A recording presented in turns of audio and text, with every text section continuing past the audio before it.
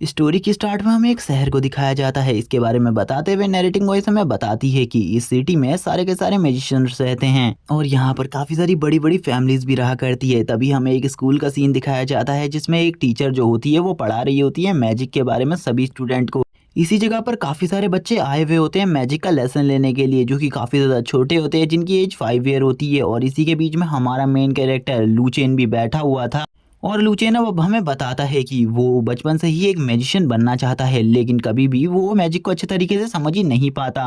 और आज तक कभी भी उसने कोई भी मैजिक परफॉर्म नहीं किया है। उसने तो आज तक स्पिरिचुअल एनर्जी को गैदर करना भी नहीं सीखा। वो अपने आप को काफी ज्यादा बेकार कह रहा होता है, क्योंकि वो इसी क्लास में लगभग 8 साल से पढ़ रहा है। उसके साथ के बच्चे जो उसके साथ पढ़ा करते थे अब उन्होंने मैजिक सीख लिया है और वो आगे की मैजिक एकेडमीज में भी जा चुके हैं, लेकिन अभी भी वो उसी हालत में है। और वो बच्चे उसे काफी ज्यादा टीज भी किया करते हैं। जैसे कि वो एक दिन की बात बताते हुए कहता है जब वो एक चट्टान के ऊपर बैठकर अपने आप को फोकस करने के बारे में बता रहा था और वो अच्छे तरीके से फोकस भी कर रहा था, लेकिन उसके कहने बिल्कुल भी ये फोकस नहीं हो रहा था। वो इसी सब चीज़ों के बारे में सोचते हुए काफ़ी ज़्यादा परेशान था। लेकिन तभी जो एक बच्चा होता है वो उसके ऊपर अपने मैजिक से अटैक कर देता है, जो कि थोड़ा बहुत स्ट्रॉन्ग मैजिक था, जिस वजह से मेरे मुंह से खून भी निकलने लग गया। तभी उस बच्चे ने यहाँ पर मेरे पास आते हुए कहा, यंग मास्टर मुझे माफ़ कर दीजिए इस गलती के लिए, लेकिन आपने उसी टाइम पर शील्ड क्यों नहीं बनाई?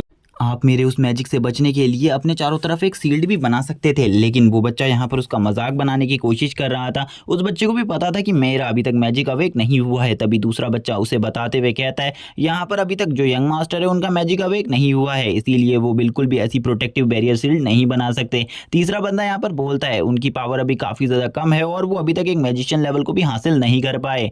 तभी जो वो लड़का होता है वो यहाँ पर उनसे सॉरी कहता है और कहता है मुझे यहाँ से चले जाना चाहिए। मुझे लगता है यंग मास्टर को मेरी बातों से थोड़ी बहुत तकलीफ हुई होगी, लेकिन ये बात सच है कि आप काफ़ी ज़्यादा वीक हैं। आपको यहाँ पर हमारा जो न्यू सिटी लॉर्ड है वो बनने का बिल्कुल भी अधिकार नहीं है। और ये काफ़ी सारी बेइज्जती कर कर जो ये लड़का होता है ये इस जगह से जाने लगता है। लेकिन इस टाइम पर उसको भी काफ़ी ज़्यादा गुस्सा आ रहा था, लेकिन वो कुछ भी नहीं कर सकता था क्योंकि वो इतना ज़्यादा स्ट्रांग था ही नहीं।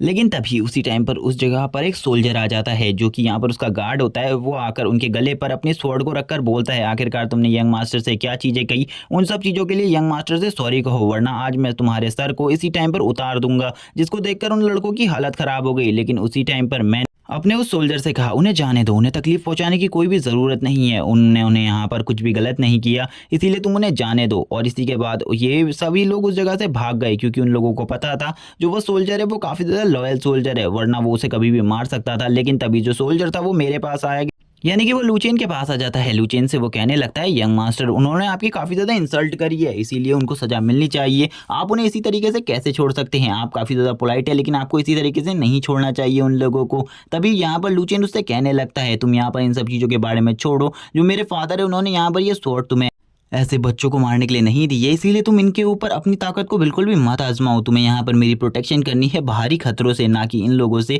इसीलिए तुम यहाँ पर ये सब काम मत करो। जिसके बाद वो भी उसको ग्रीट करता है और उसके बाद कहता है ठीक है, जैसा कि आप यहाँ पर मुझसे चाहते हैं मैं उन सारे कामों को करूँगा जो आप मुझसे कहेंगे। इसी के बाद लुचेन कहता है चलो ठीक है, अब हमें यहाँ से चलना चाहिए, क्योंकि ये जगह पर हम काफ़ी ज़्यादा देर से हैं।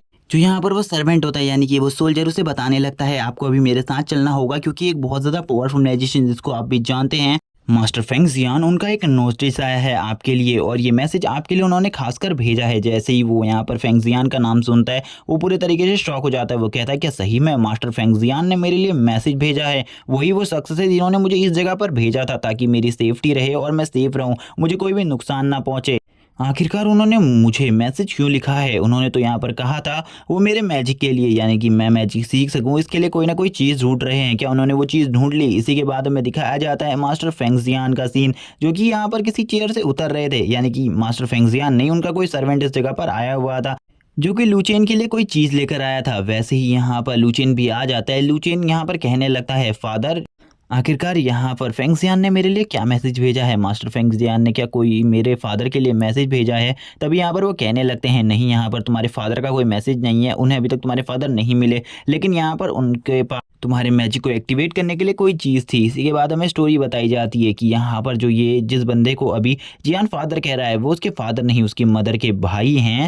क्योंकि उसके फादर काफ़ी ज़्यादा किसी बड़ी प्रॉब्लम में है, जिस वजह से इस जियान को इस खतरों से दूर रखने के लिए उन्होंने यहाँ पर जियान को भेजा है ताकि वो कोई भी खतरों में ना पड़ सके। जियान कहने लगता है चलो ठीक है, यहाँ पर अब मेरे लिए काफ़ी ज़्यादा अच्छा हो जाएगा मैजिक सीखना, क्योंकि अगर मैं मैजिक सीख जाऊँगा तो शायद से मैं अपने फादर की जान को भी बचा पाऊँगा। इसी के बाद हमें एक खिलौने को दिखाया जाता है जो कि यहाँ पर मास्टर फेंगजियान ने भेजा होता है। उसको उसी टाइम पर जो लुचेन के अंकल होते हैं वो एक्टिवेट कर देते हैं अपनी पावर से, और जैसे ही वो जो खिलौना होता है वो एक्टिवेट हो जाता है, उसकी आंखें जो होती है वो ग्लो करने लगती हैं। और अब यहाँ पर एक छोटा सा मैसेज बताया जाता है जो ये मैसेज था वो लुचेन के लिए था। इसी के बाद उसके सामने एक बुक आ जाती है जो कि एक मैजिकल बुक होती है, जिसको देखकर लुचेन काफ़ी ज़्यादा शॉक होता है और वो तुरंत ही इस बुक को अपने हाथ में ले लेता है। वो कहने लगता है क्या ये बुक मेरे लिए है, और इस बुक पर एक ड्रैगन का निशान बना होता है, यानी कि ये जो बुक है ये ड्रैगन ब्लड लाइन से रिलेटेड है। क्योंकि इस स्टोरी में इस बुक के बारे में ज़्यादा कुछ भी नहीं बताया गया है। लुचेन इसी के बाद इस बुक को देख रहा होता है और अब वो अपने पास्ट के बारे में बताते हुए कहता है वो बचपन से ही मैजिक सीखने की कोशिश कर रहा है, लेकिन अभी तक वो बिल्कुल भी मैजिक को नहीं सीख पाया।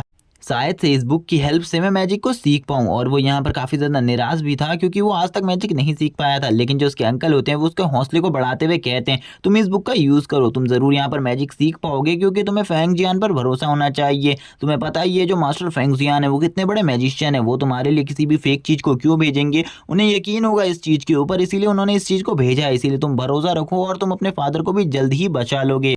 अब जाओ अपने रूम में जाकर रेस्ट करो। लेकिन जो उसके अंकल थे वो भी यहाँ पर काफ़ी चीज़ें सोच रहे थे। वो उससे कहते हैं कि अगर यहाँ पर तुम मैजिशियन नहीं बन पाए तो तुम हमेशा मेरा बेटा बनकर इस जगह पर रह सकते हो, तुम्हें यहाँ पर कोई भी तकलीफ नहीं होगी। हमें यहाँ पर उसके फादर को दिखाया जाता है जो कि लुचेन के होते हैं। वो यहाँ पर लास्ट टाइम जब गए थे उनके पास काफ़ी सारा सामान था, लेकिन वो जिस चीज़ के लिए गए थे वो चीज़ भी कंप्लीट नहीं हुई और आज तक उसके फादर उस जगह से बाहर नहीं आए, जो कि एक ड्रैगन फॉरेस्ट होता है, जिसके बारे में अभी हमें ज़्यादा कुछ नहीं बताया जाता। इतना ही बताया जाता है कि वो ड्रैगन फॉरेस्ट में जाने के बाद कभी भी वापस नहीं लौटे थे। लुचेन भी उन्हीं के बारे में सोचकर काफ़ी ज़्यादा उदास हो रहा था। लुचेन कहने लगता है मैं अपने फादर को ज़रूर बचाऊंगा, और मेरे फादर को इसी के साथ ही वो कहने लगता है मैं फादर को बचाने के लिए जल्द ही आऊँगा। जब मैं मैजिक सीख जाऊँगा और काफ़ी ज़्यादा स्ट्रांग हो जाऊँगा तो मैं ज़रूर मेरे फादर को बचाने के लिए खुद से आ जाऊँगा।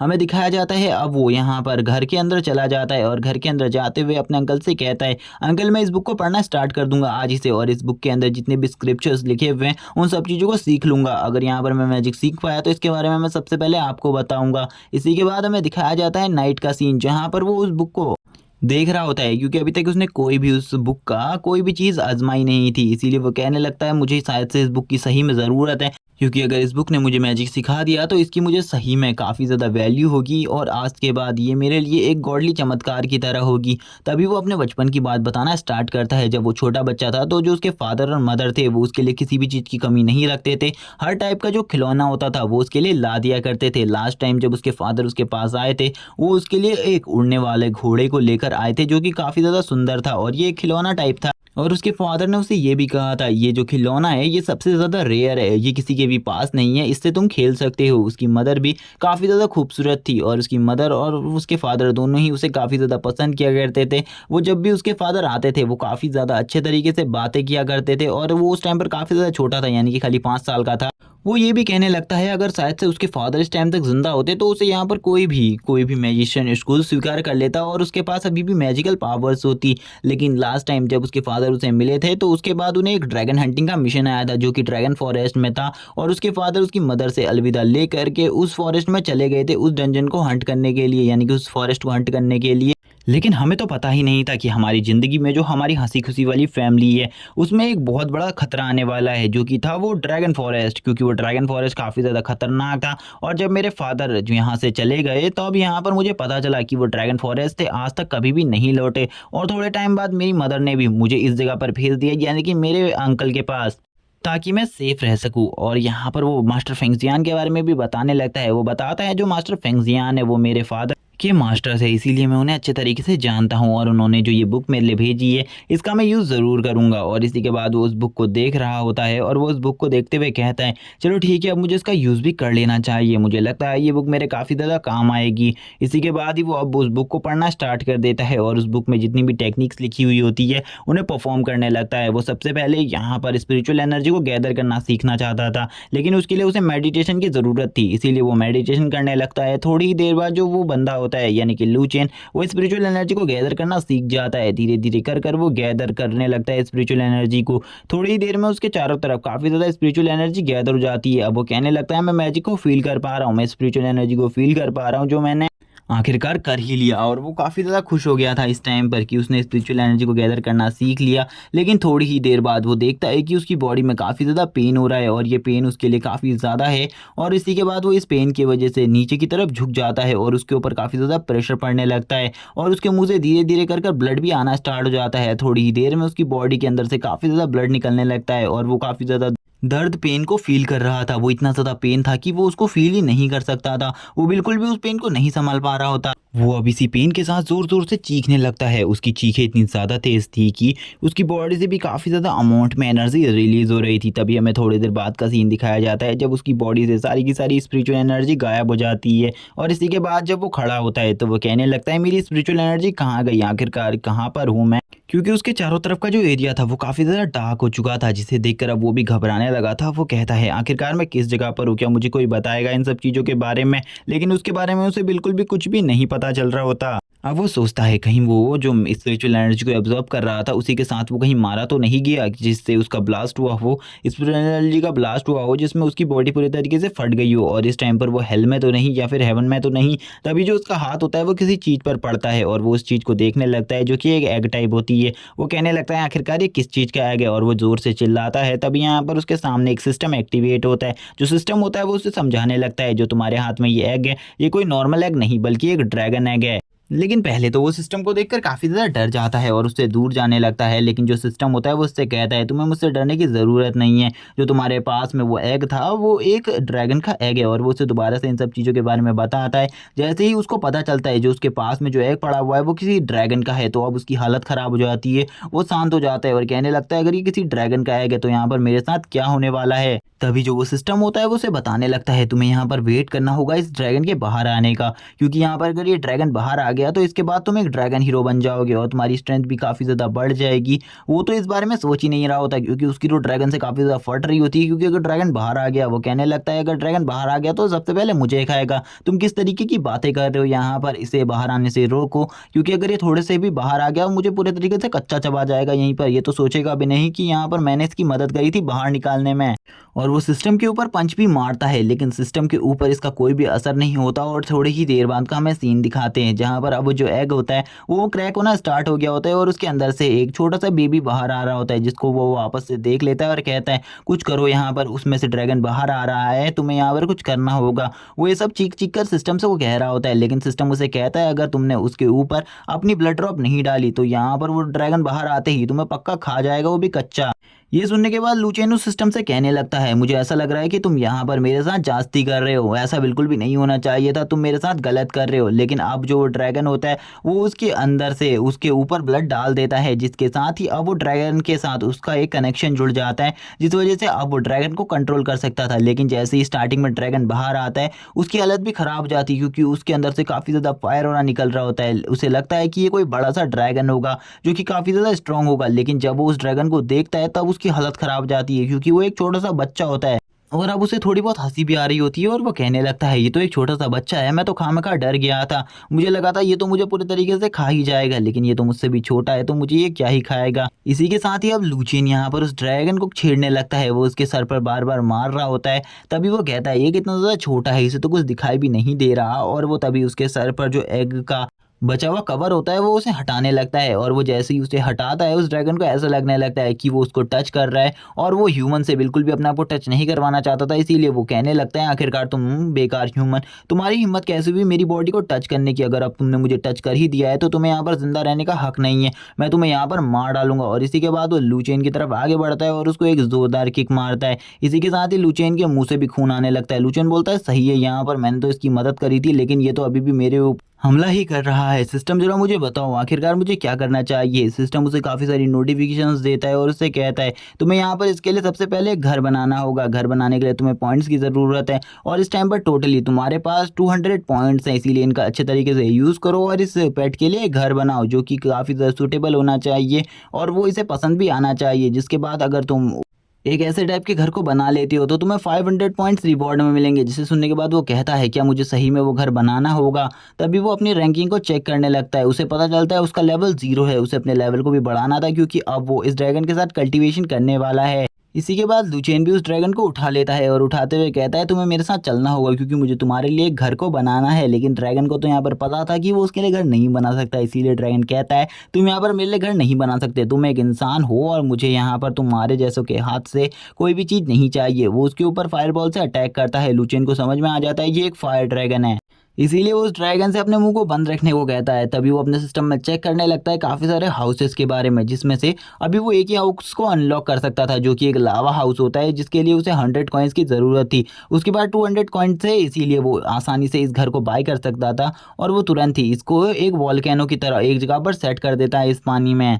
जैसे ही वो इस वॉल्केनो को सेट करता है इसके अंदर से काफ़ी सारा लावा निकलने लगता है, जिसे देखकर जो वो बेबी ड्रैगन होता है वो अब आगे बढ़ने लगता है और उसे भी ये चीज़ काफ़ी ज़्यादा पसंद आती है और वो कहता है सही में ये तो काफ़ी ज़्यादा अमेजिंग है। लेकिन वो जब उसकी तरफ भागते हुए जाता है तो लुचेन उससे कहता है कोई मुझसे कह रहा था कि मैं इसके अंदर बिल्कुल भी नहीं जाऊँगा, मुझे तुम्हारे हाथों के बनाया हुआ घर बिल्कुल भी पसंद नहीं आएगा। लेकिन वो बंदा अभी सबसे पहले मेरे ही बनाए हुए घर के अंदर जाकर रह रहा है तो इसके बारे में मेरा क्या कहना होगा।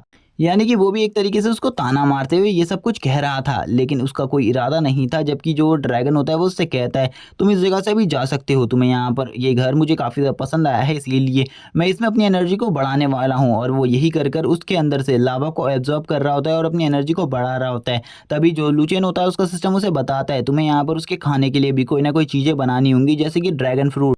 लुचेन कहता है क्या सही में तुम्हें यहाँ पर ड्रैगन फ्रूट के बारे में कह रहे हो, मैंने इसके बारे में कभी भी नहीं सुना। आखिरकार मैं इसकी कल्टीवेशन कैसे कर सकता हूँ, यानी कि इसकी खेती कैसे कर सकता हूँ। उसे 500 पॉइंट भी रिवॉर्ड के मिल जाते हैं।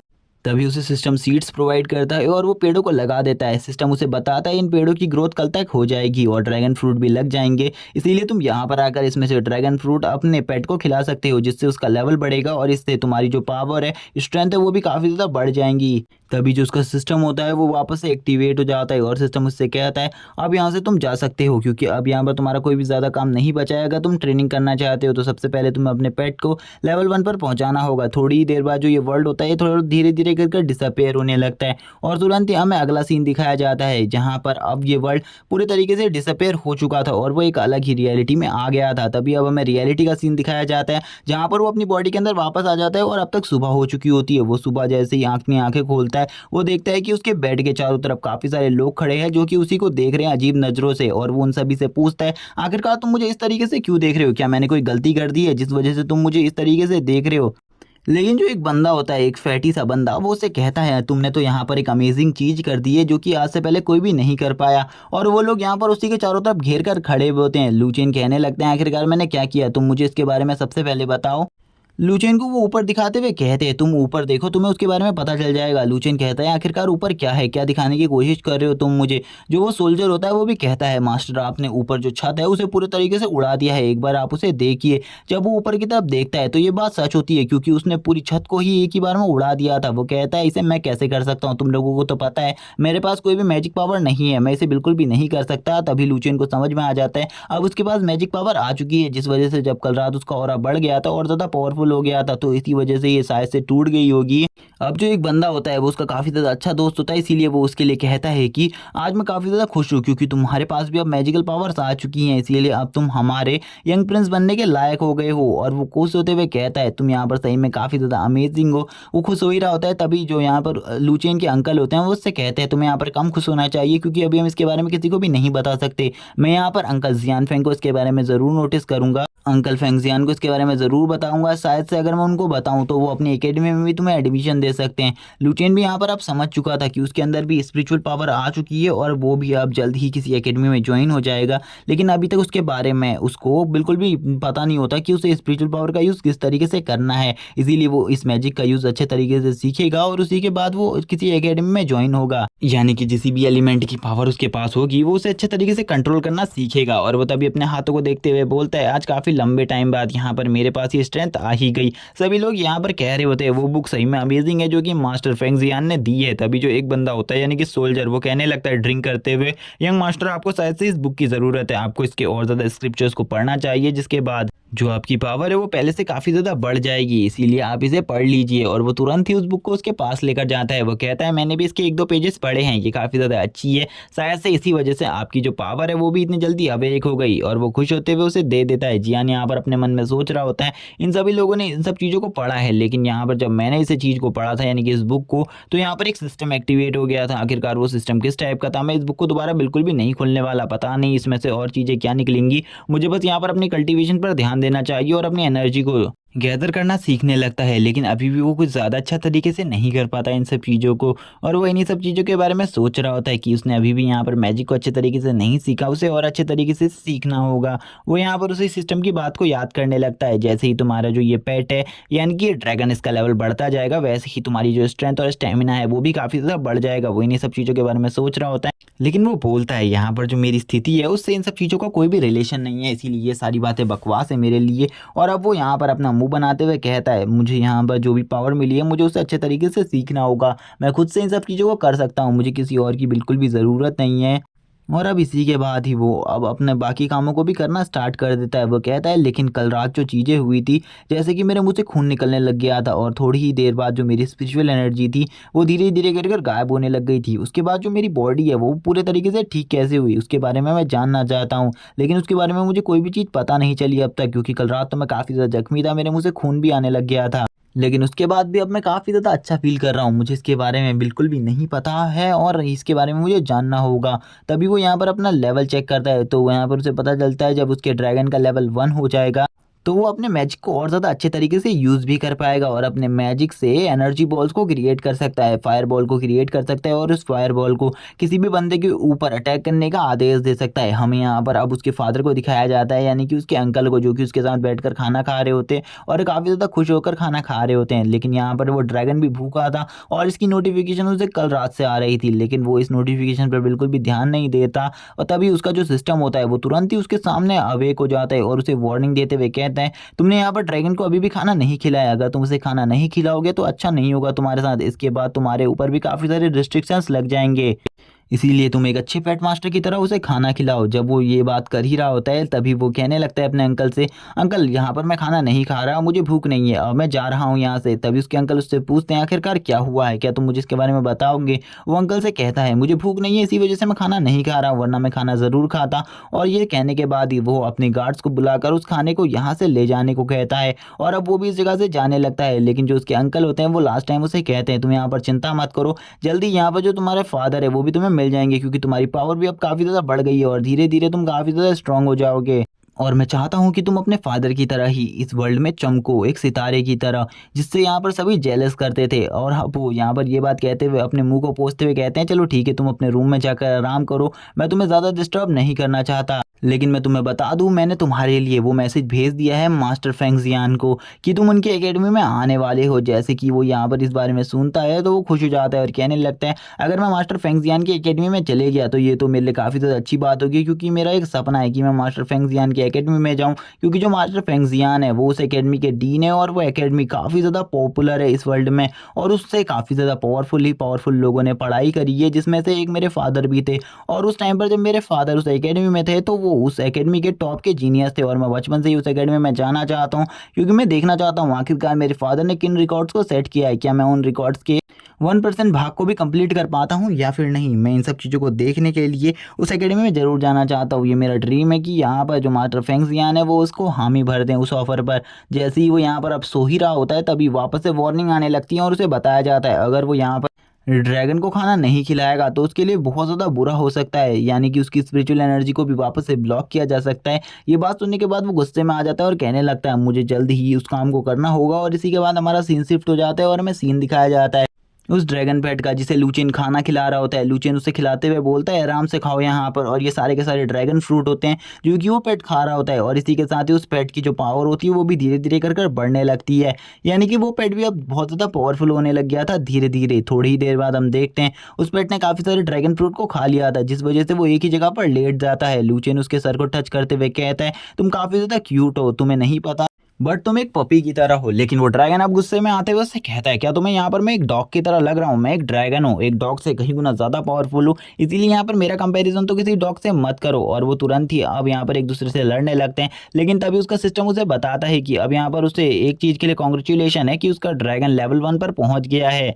और इसी के बाद उसके काफ़ी सारे न्यू ट्रेनिंग मोड्स भी ओपन हो चुके हैं। अब वो ट्रेनिंग मोड में जाकर ट्रेनिंग भी कर सकता है। अब उसका सिस्टम वापस से उसे किसी और चीज़ के बारे में भी बताने लगता है कि अब वो अपनी मैजिक पावर को भी अच्छे तरीके से यूज़ कर सकते हैं, यानी कि थोड़ा बहुत यूज़ कर सकता है। लेकिन लूचियन सबसे पहले जाना चाहता था अपने ट्रेनिंग रूम में, ताकि वो ट्रेनिंग कर कर अपने जो पावर है उसको और ज़्यादा अच्छे तरीके से विकसित कर सके। इसीलिए वो कहता है, मुझे ट्रेनिंग मोड चुनना है, मैं ट्रेनिंग करना चाहता हूँ और अपनी पावर्स को और ज़्यादा बढ़ाना चाहता हूँ, क्योंकि मुझे अपनी पेट के बारे में तो नहीं पता, लेकिन मैं इस काम को ज़रूर करना चाहता हूँ।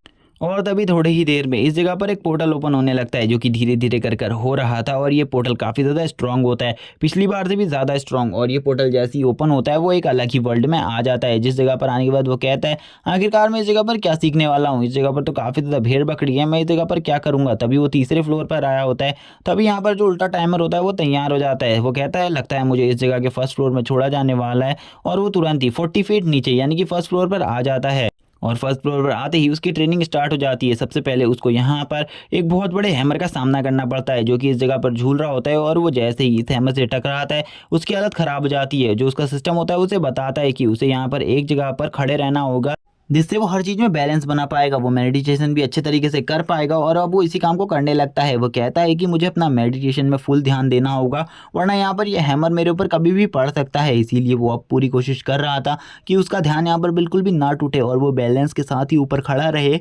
लेकिन ये काम तो बहुत ज़्यादा मुश्किल होता है, इसी वजह से वो भी इस काम को नहीं कर पा रहा होता और बार-बार बहुत ज़्यादा बुरे तरीके से पीट रहा होता है। और वो बहुत ज़्यादा बुरे तरीके से कुटने के बाद कुछ टाइम बाद का सीन दिखाया जाता है, जब वो इस काम को बहुत ज़्यादा अच्छे तरीके से कर लेता है। और वो इन सब चीज़ों में काफ़ी ज़्यादा मास्टर हो चुका था। वो कहने लगता है, मुझे लगभग 7 दिन हो चुके हैं इसी सिस्टम के अंदर ट्रेनिंग करते हुए, लेकिन मैंने अभी तक एक चीज़ को तो मास्टर कर ही लिया है कि मैं अपने फोकस को और ज़्यादा अच्छे तरीके से कर सकता हूँ। यहाँ पर इसका मुँह पूरे तरीके से सूज चुका था, क्योंकि ये ट्रेनिंग काफ़ी ज़्यादा हार्ड थी और इसमें काफ़ी ज़्यादा बार उसे चोटें भी लगी थी, जिस वजह से उसका मुँह भी बहुत बुरे तरीके से सूजा हुआ था। तभी वो जब रियल वर्ल्ड में आ जाता है, यहाँ पर आने के बाद वो कहता है, चलो ठीक है, इस वर्ल्ड में जब मैं आ ही चुका हूँ तो इस वर्ल्ड में आने के बाद मुझे अपनी पावर्स को एक बार चेक करना चाहिए। आखिरकार मैं इस वर्ल्ड में अपनी पावर्स को किस तरीके से यूज़ कर पाता हूँ, कहीं मैं इस वर्ल्ड में काफ़ी ज़्यादा वीक तो नहीं हूँ। वो यहाँ पर अपनी पावर से एक फायरबॉल को क्रिएट करने लगता है। वो अपने चारों तरफ एक मैजिकल सर्कल को बनाता है, जिससे वो फायरबॉल को क्रिएट कर सके। और ये एकदम डॉक्टर स्ट्रेंज की मैजिक की तरह होता है।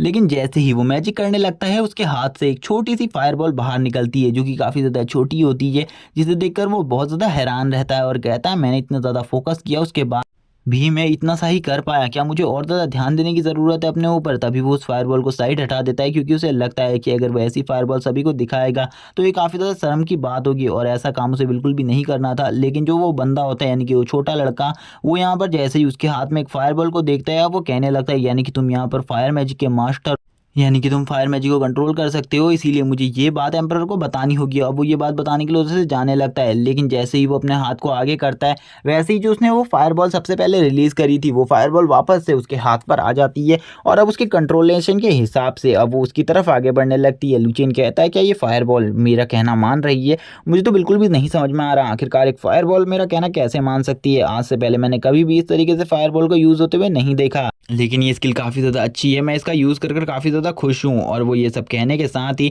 अपने दोस्त से कहने लगता है, क्या तुम सही में यहाँ पर मेरे से एक फ़ाइट लेना चाहते हो? मैं यहाँ पर तुम्हारे ऊपर अपनी फायरबॉल का यूज़ कर कर एक और बार देखना चाहता हूँ, आखिरकार तुम क्या कर सकते हो? और अब वो उसके ऊपर फायरबॉल से अटैक करने लगता है। इसी के साथ उसका दोस्त भी यहाँ से भागने लगता है और उससे कहता है, यंग मास्टर, आप मेरे साथ ऐसा क्यों कर रहे हैं? आप बिल्कुल भी पहले ऐसे नहीं थे। लुचियन उससे कहता है, मैंने जब तुम्हें मना किया था इस काम को मत करने से, लेकिन तब भी तुम इस काम को कर रहे थे, तो मैं इसके बारे में क्या कहूँ?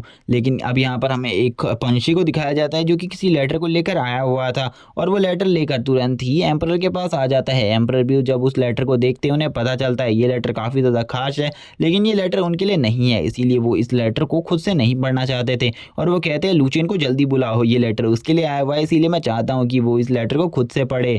लुचियन भी आ जाता है अपने अंकल के पास, अंकल से पूछने लगता है, आखिरकार इस लेटर में क्या है? अंकल उसे बताते हैं कि जिस एकेडमी में उसने ज्वाइन करने को कहा था, उसमें उसका ज्वाइनिंग सिलेक्शन हो चुका है, इसीलिए अब वो जल्द ही उस एकेडमी में जा सकता है और उसे अब उस एकेडमी में जाना होगा। हम अब देखते हैं कि अब उसे यहाँ पर इस एकेडमी के लिए विदा कर दिया जाता है। और अब जो वो लोग होते हैं वो ट्रैवल करना स्टार्ट कर देते हैं। लूचेन हमें बताता है कि जो ट्रैवल है यहाँ से एकेडमी तक का वो 1 महीने का ट्रैवल है और ये ट्रैवल का जो लंबा टाइम है ये काफ़ी ज़्यादा है और उसके साथ इस टाइम पर एक ही बंदा होता है जो कि उसका दोस्त चेन है। चेन यहाँ पर बैलगाड़ी को चला रहा होता है और वो लूचेन से कहता है, यंग मास्टर तुम अच्छे से आराम करो, तुम्हें कुछ भी करने की ज़रूरत नहीं है। और लूचेन भी यही सब कर कर आराम से सो रहा होता है। लेकिन अब हमें वापस से उसके सिस्टम रूम के अंदर का सीन दिखाया जाता है, जहाँ पर वो फोकस करने के लिए काफ़ी सारे अलग अलग तरीकों का यूज़ कर रहा होता है। उसको काफ़ी सारी मधुमक्खियाँ काट रही होती है, लेकिन फिर भी वो ध्यान करने की पूरी कोशिश कर रहा था, लेकिन उसका मेडिटेशन बार-बार टूट जा रहा था और मधुमक्खियाँ उसे बहुत ज़्यादा बुरे तरीके से काट रही थी।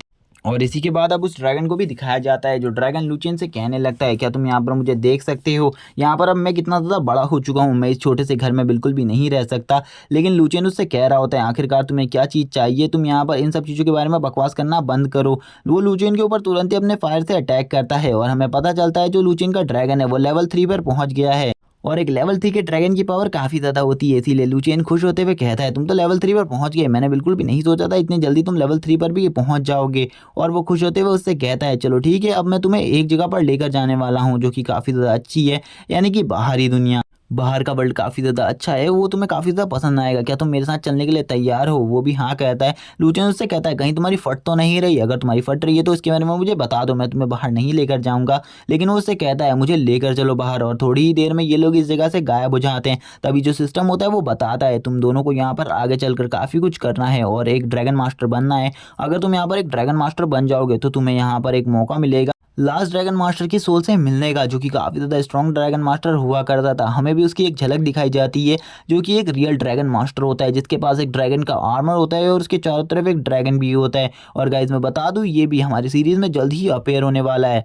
इसी के बाद जो लुचेन था वो अपने ड्रैगन को लेकर बाहर आ जाता है, लेकिन वो जब बाहर टेलीपोर्ट होता है तो वो एक ऐसी जगह में टेलीपोर्ट होता है जिसके चारों तरफ कोई भी चीज़ नहीं होती, यानी कि कोई भी सहारा, वो खाली एक चट्टान के ऊपर टंगे हुए होते हैं। लुचेन इस जगह को देखकर बताने लगता है, ये एक हिली एरिया है और अभी तक उसे 20 दिन हो चुके हैं, जबकि उसको अब 10 ही दिन बचे हैं उसकी एकेडमी पहुंचने में। इसीलिए वो खुश भी होता है, लेकिन वो अपने ड्रैगन से कहता है, क्या तुम मुझे उस जंगल तक पहुंचा सकते हो जहाँ पर मेरा साथी है? वो भी तैयार हो जाता है और उससे कहता है, तुम मुझे इस बाहरी दुनिया में लेकर आए हो, इसीलिए मैं काफ़ी ज़्यादा खुश हूँ इस जगह को देखकर। वो कहता है, मैं इस जगह को अपना घर बना सकता हूँ, मुझे ऐसा लगता है। लुचेन उससे कहता है, सबसे पहले तुम मुझे मेरी लोकेशन पर पहुँचा दो। जिसके साथ ही लुचेन को अब उसकी सवारी मिलती है, यानी कि पहली बार वो ड्रैगन की राइड करने वाला था और इसी के बाद ही जो ड्रैगन होता है वो उसे उस जगह से लेकर निकल जाता है और अब वो काफ़ी ज़्यादा मज़े में इस राइड को कर रहे होते हैं और आपस में भी काफ़ी सारी बातें कर रहे होते हैं। लुचेन उसे अपनी स्टोरी भी बताने लगता है कि वो किस तरीके से इस जगह पर पहुंचा है। लेकिन जब लुचेन आगे बढ़ रहा था तब उसे यहाँ पर कोई खतरा महसूस होता है। लुचेन कहने लगता है, हमारे आसपास कोई ना कोई खतरा ज़रूर है या फिर कोई ना कोई गड़बड़ है, क्योंकि अब वो अपनी लोकेशन पर पहुंच गया था, लेकिन उसे अभी भी ये गड़बड़ महसूस हो रही थी, लेकिन वो इस गड़बड़ को देख नहीं पा रहा था। तभी वो कहता है, किन चीज़ों की आवाज़ें हैं जो कि मुझे सुनाई दे रही हैं? क्या यहाँ पर कोई चीज़ें हैं जो कि काफ़ी सारे लोगों को परेशान कर रही हैं? लुचियन कहने लगता है, जल्द ही ड्रैगन उस तरफ चलो, क्योंकि मुझे लगता है उस तरफ कोई खतरा है। लेकिन जैसे ही वो उस तरफ बढ़ते हैं उनके ऊपर एक एरो आता है और ड्रैगन भी यहाँ पर इस चीज़ को देखकर शॉक हो जाता है। लुचियन कहने लगता है, मुझे लगता है इस तरफ कोई ना कोई ड्रैगन हंटर है या फिर किसी ना किसी बंदे की जान खतरे में है जिसने ये एरो चलाया था, लेकिन हमारे ऊपर नहीं बल्कि किसी और के ऊपर। जैसे ही वो आगे बढ़ता है उन्हें पता चल जाता है आगे एक लुटेरों का ग्रुप है जिसने यहाँ पर कुछ लोगों को पकड़ कर रखा है, जिसमें और कोई नहीं, लुचियन का दोस्त यान भी शामिल है। लुचेन का दोस्त चेन शामिल है और चेन को भी वहीं पर पकड़ लिया गया है, लेकिन चेन को उसने कैसे पकड़ा इस बारे में हमें कुछ भी नहीं बताया गया है अभी तक। लुचेन यहाँ पर सोच रहा होता है, इस जगह पर तो मेरा दोस्त भी है, मुझे लगता है हमें उस जगह पर जाकर उनकी हेल्प करनी होगी, क्योंकि मेरा दोस्त मारा जाएगा, मुझे काफ़ी ज़्यादा दुख होगा। लुचेन भी नीचे के नज़ारे को देखकर काफ़ी ज़्यादा डरा हुआ होता है, क्योंकि नीचे का जो नज़ारा होता है वो काफ़ी ज़्यादा खौफनाक होता है। नीचे काफ़ी ज़्यादा फायर लगी हुई होती है और एक स्नेक भी होता है जो कि आगे बढ़ रहा होता है उन लोगों को काटने के लिए। जैसे ही यहाँ पर लुचेन के फ्रेंड चेन को दिखाया जाता है वो काफ़ी ज़्यादा घबराया हुआ होता है। वो कहने लगता है, अच्छा हुआ इन्हें यंग मास्टर के बारे में पता नहीं चला, वरना ये लोग यंग मास्टर को भी परेशान करने की कोशिश करते। लेकिन अब मैं यहाँ पर यंग मास्टर की ज़्यादा सेवा नहीं कर पाऊंगा, इसका मुझे काफ़ी ज़्यादा दुख है, अब मैं जल्द ही मरने वाला हूँ। और वो रोते हुए कहता है, यंग मास्टर मुझे बिल्कुल भी उस जगह से नहीं जाना चाहिए था, जैसा कि आप मुझसे कह रहे थे, आप मेडिटेशन कर रहे थे, लेकिन मुझे उस जगह से नहीं जाना चाहिए था। मुझे आपकी बात मानकर उसी जगह पर बैठे रहना चाहिए था, लेकिन मेरी गलती थी कि मैं उस जगह से उठकर इस जगह पर आ गया और इस जगह पर घूमते हुए मुझे एक ग्रुप मिला जो कि इन लोगों का ग्रुप था। इन लोगों के पास थोड़ा बहुत खाना और थोड़ा बहुत पानी था जिसको मैं इनसे मांगना चाहता था, लेकिन उसी टाइम पर जब मैं इस जगह पर आया तो काफ़ी सारे डाकू और ये लुटेरे इन लोगों ने हमारे ऊपर हमला कर दिया और इन्होंने हमें चारों तरफ से घेर लिया। जिसके बाद जितने भी सोल्जर्स थे उनकी भी हालत ख़राब हो गई। उन्होंने इनसे फ़ाइट करने की कोशिश करी, लेकिन वो लोग भी इस फ़ाइट में काफ़ी ज़्यादा पावरफुल थे और उन्होंने जल्द ही इन सोल्जर्स की हालत ख़राब कर दी और काफ़ी सारे सोल्जर्स को मार भी दिया। और अब डाकू तुरंत ही इनके लीडर के पास पहुंच गया। लीडर से कहने लग गया, अगर तुम यहाँ पर नहीं चाहते कि ये सभी लोग मारे जाएं तो तुम अपने खजाने के बारे में मुझे बता दो। लेकिन वो बंदा काफ़ी ज़्यादा लालची था, इसीलिए वो खजाने के बारे में नहीं बताना चाहता था और उसने खजाने के बारे में किसी को बताया भी नहीं। तभी उसने जो यहाँ पर इनका लीडर है यानी कि डाकू का लीडर, उसने एक स्नेक को बाहर निकाला, जो कि किस टाइप का स्नेक है हमें नहीं बताया जाता, बस इतना बताया जाता है कि ये किसी भी बंदे की सोल को पॉजेस कर लेता है और ये स्नेक तुरंत ही उस बंदे को काट लेता है। और जैसे ही वो उस बंदे को काटता है तो उस बंदे की हालत ख़राब हो जाती है। उस बंदे की बॉडी के अंदर इस टाइप का जो जहर होता है वो बहुत ज़्यादा तेज़ी से फैलने लगता है और उस बंदे की बॉडी तुरंत ही ग्रीन हो जाती है और काफ़ी ज़्यादा बुरी हालत में वो बंदा एक जगह पर लटका रह जाता है। लेकिन वो लीडर अभी भी उन खजानों के बारे में कुछ भी नहीं बता रहा होता है, जिसके बाद उसे बहुत ज़्यादा बुरे तरीके से पीटा भी जाता है। लेकिन उसके बाद भी वो कुछ नहीं बताता, वो पसीने में तर होता है, रो रहा होता है, लेकिन फिर भी वो इन लोगों को उस चीज़ के बारे में नहीं पता था और इस चीज़ के बारे में वो इनमें से किसी को भी नहीं बताना चाहता था। लूचेन भी यहाँ पर इन सब बातों को देख रहा होता है दूर से, लेकिन वो ड्रैगन का जो लीडर होता है वो तुरंत ही लूचेन के दोस्त चेन के पास अब उस स्नेक को लेकर आ जाता है, जहाँ पर अब उसके दोस्त की हालत तो ख़राब हो जाती है। वो यहाँ पर इनका सदस्य भी नहीं था और ना ही वो इन्हें जानता था, जिस वजह से वो खजाने के बारे में कुछ भी नहीं जानता था। इसीलिए ये इन लोगों के लिए ये सबसे आसान टारगेट था और वो सांप जैसे ही उसे काटने ही वाला होता है तभी ये बहुत ज़्यादा पावरफुल फायरबॉल आगे बढ़ती है और उस स्नेक को जाकर लग जाती है, जिस वजह से वो स्नेक वहीं पर मारा जाता है। और ये एक थर्ड रैंक की फायर बॉल होती है, जिसके बारे में हमें बताया जाता है कि ये कोई भी नॉर्मल जादूगर इस फायरबॉल का यूज़ नहीं करता, खाली पावरफुल जादूगर और ड्रैगन इस फायरबॉल का यूज़ कर सकते हैं। इसका मतलब है ये अटैक और किसी ने नहीं, ड्रैगन ने किया है। लेकिन जैसे ही ये अटैक होता है लूचेन तुरंत ही उस जगह से बाहर आ जाता है और कहने लगता है, आखिरकार तुम्हारी हिम्मत कैसे हुई मेरे दोस्त को सताने की। और वो यहाँ पर शो ऑफ कर रहा होता है, लेकिन ये अटैक उसने नहीं किया होता है क्योंकि एक थर्ड रैंक की फायरबॉल का यूज़ करना अभी भी उसके लिए काफ़ी ज़्यादा मुश्किल बात थी। लेकिन जैसे ही उस डाकू के साथ ही देखते हैं उनके लीडर के ऊपर हमला हुआ है, वो लोग यहाँ पर हंसने लगते हैं पहले तो, लेकिन फिर वो अपने लीडर के पास जाने लगते हैं। चेन भी बहुत ज़्यादा खुश होता है और वो कहने लगता है, आखिरकार यंग मास्टर आप आ ही गए मेरी जान बचाने के लिए, शुक्रिया इन सब चीज़ों के लिए। लूचेन उससे कहता है तुम्हें थोड़ा पीछे रहने की ज़रूरत है, मुझे लगता है इन लोगों से मुझे खुद ही निपटना पड़ेगा और इन लोगों को अपने हाथों से ही हराना होगा। उस लूचेन को ऐसा लग रहा होता है कि ये जितने भी डाकू है ये खुद को डर जाएंगे एक थर्ड ग्रेड के मेडिसिन को देख कर, लेकिन वो बिल्कुल भी नहीं डरते। जो उनका लीडर था वो उससे बिल्कुल भी नहीं डरता। लीडर कहने लगता है, आज यहाँ पर तुम मरने वाले हो बच्चे, आज चाहे कुछ भी हो जाए तुम मरोगे। कुछ लोग उससे बताने लगते हैं ये एक थर्ड ग्रेड का मैजिशियन है क्योंकि इसने जिस फायरबॉल का यूज़ किया वो एक थर्ड ग्रेड की थी, इसीलिए यहाँ पर हमें इससे पंगे नहीं लेने चाहिए, हमें इस जगह से चले जाना चाहिए। लेकिन उनका लीडर काफ़ी ज़्यादा आइडियल इंसान था, इसीलिए वो कहता है हम इससे फाइट ज़रूर करेंगे, हम इसके जैसे मैजिशियनों से बिल्कुल भी नहीं डरते। मैं भी एक थर्ड क्लास का वॉरियर हूँ, इसीलिए मुझे पता है इन सब चीज़ों के बारे में। इन जैसा मैजिशियन हमारा कुछ भी नहीं बिगाड़ सकता। और वो तुरंत ही अपनी पर्पल आई को एक्टिवेट करते हुए आगे बढ़ने लगता है उसके ऊपर हमला करने के लिए और वो तुरंत ही अपनी हैवी स्वॉर्ड को निकाल लेता है और कहता है चलो ठीक है, देखते हैं बच्चे आज या फिर तुम्हारा मैजिक जीतेगा या फिर जो मेरी स्ट्रेंथ है, उन दोनों में से कौन जीतता है। और अब दोनों ही एक दूसरे से फाइट करना स्टार्ट कर देते हैं। स्टार्टिंग में जो लूचेन था वो यहाँ पर उससे फाइट नहीं कर रहा होता, खाली होल्ड बैक कर रहा होता है और भाग रहा होता है। वो जो बंदा होता है वो तुरंत ही लूचेन के ऊपर अपनी एक स्ट्राइक को यूज़ करता है, लेकिन जो लूचेन के ऊपर ये स्ट्राइक को उसने यूज़ किया था ये स्ट्राइक इतनी भी ज़्यादा स्ट्रॉन्ग नहीं थी, इसीलिए लूचेन तुरंत ही इस स्ट्राइक से बचते हुए कहता है ये स्ट्राइक तो काफ़ी ज़्यादा स्ट्रॉन्ग थी, अगर मैं इसके नीचे आ जाता तो मैं मारा जाता, क्योंकि हम मैजिशियन है, हम मैजिशियंस के पास जो फिजिकल पावर है वो काफ़ी ज़्यादा कम होती है, इसीलिए हम खाली मैजिक पर ही डिपेंड करते हैं। इसीलिए ये जो बंदा है वो उससे 1000 गुना ज़्यादा स्ट्रॉन्ग है और लूचेन भी उसका सामना इतनी आसानी से नहीं कर सकता। लेकिन लूचेन भी अपनी पूरी कोशिश कर रहा था उसके हर अटैक को डॉज कर उसको परेशान करने की, लेकिन अब लूचेन को भी समझ में आ जाता है वो ज़्यादा टाइम तक इसी काम को नहीं कर सकता, यानी कि अटैक को डॉज ही नहीं कर सकता, उसे अटैक भी करना होगा।